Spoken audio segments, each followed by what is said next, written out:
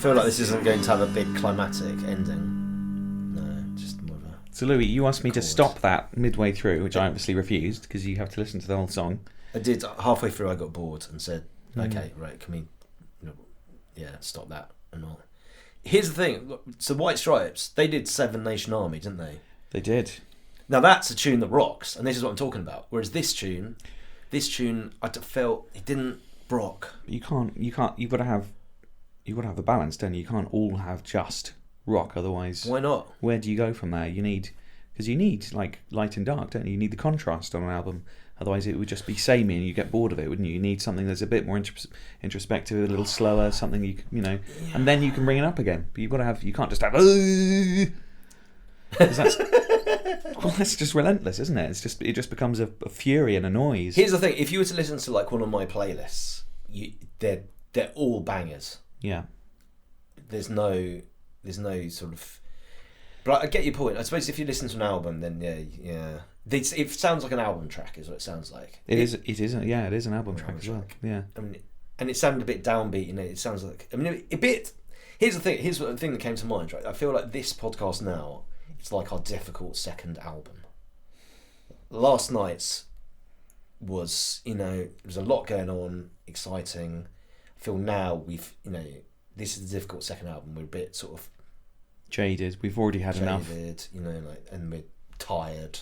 Sick of it. And this tune, like, it's difficult to be a gentleman, feels like has that mood to it. It's not called that, but that's yeah. What is it? Do you find it's hard to be whatever? I mean, when you're hungover, it's hard to be a gentleman. Yeah, because you're tired, you're a bit grumpy, and that's what I feel about this tune, really. Do you think chivalry can survive with complete equality with women? Can you still hold the door open? Should you still hold the door open for a woman? Specifically, more than you would do for another man, and have equality? Do we want to go into this? This is the thing is. You look pained, Louis. This is a bit. You see, are you frightened of being cancelled? This is the sort of thing that someone posts on Twitter and go, "Oh, what do you think?" And then everyone's going to chip in with their opinion, and I'm like, I'm just asking yours. Don't know what anyone else is. Well, I don't really care too much about chivalry, to be honest. I don't like opening doors for people. I get pissed off. When someone, I actually resent it when someone opens a door for me. The thing where like someone's a bit ahead of you and they hold the door open. It's courtesy, and now isn't it? It's just I'm walking towards, but I feel like I have to hurry a bit because they're waiting for me. And I'm like, just fucking leave it. Like, it's not that hard to open a door.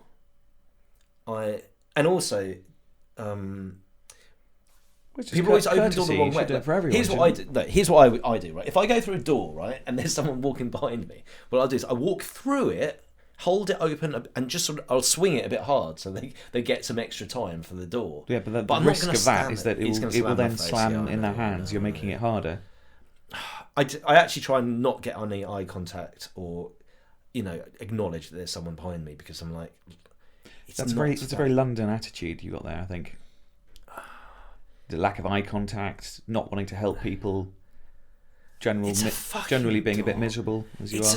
I mean, if you want to help people, vote for a political party that's going to help people. But if you're going to, you know what I mean? Like, there's better things. Go volunteer, right? Hold open, and But I feel like it's like whitewashing. Like, I will be.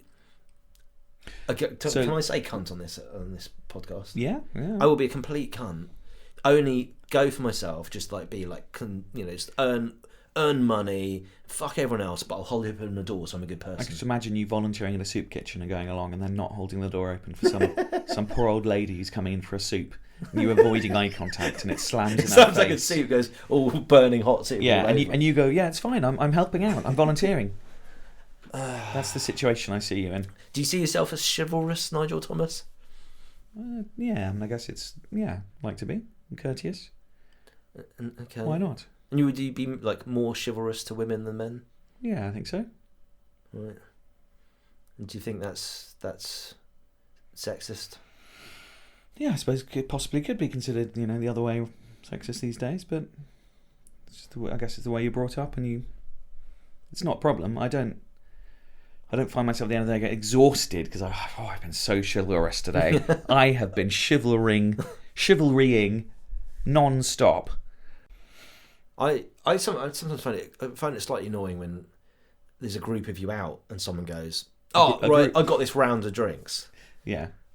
And I look at them and go, "Oh," I look and go, let's say there's 6 of you, and you're like, "Oh, for fuck's sake!" Right now either like we've got to stick around for like another 5 pints and buy my round because you want to make sure you get the full. That if you have to buy a round, you want to make sure you get at least 6 drinks. No, it's not about that. But it's like, someone's like done this nice thing, but now everyone has to be nice. But probably there's some people who only planned on staying for 1 or 2 drinks, and now you've just overcomplicated it. We could have all. I'm not going to say like everyone has to buy their own drinks individually, but here's actually what I believe about in the pub. What you should do is double up, right? You should pair up, right? Everyone finds a partner, and then you alternate times. You go to the bar, right? You each get round, but then it's manageable, right? You only ever. You can keep tabs on it. It's a very primary school thing to. The chivalry is like. Okay, welcome to the pub, everyone. Right, has everyone got their partner? Yeah, everyone got someone, right? Okay, well, you go to the bar first, you two, and then you two can. It's more like scuba. In scuba diving, you always have your diving buddy in case your equipment breaks. You've got someone else to like.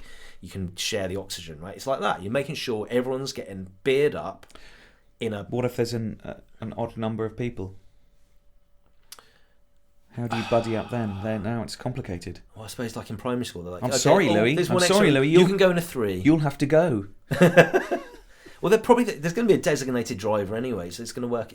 Well, maybe not in, if you live in a city, but someone's going to be on antibiotics or it's an ex-alcoholic. Or they're going to appreciate being the third, being the extra one who's just out of the. I think it'll work its magic that way. So basically, make sure you go to the pub with a quite sick friend, someone who's on, hardcore medication that can't drink, and I guess they can drive you back as well if they can, if they're not too dizzy to see. Anyway, how did we? Well, what's wrong with someone buying a round and then you can always say at the beginning, look, I can't do rounds, or overt kindness can be quite annoying. I don't mean kindness, do I? I don't think there's any other solution to rounds, is there? There's, if someone wants to. The worst is you go to a birthday party, and I don't know. I'm doubting myself now. Good. I'm not sure I'm going to keep arguing this because I see how this is going to come across as just I'm some stingy bastard who doesn't buy a round. Yes, it will come across accurately. Yes.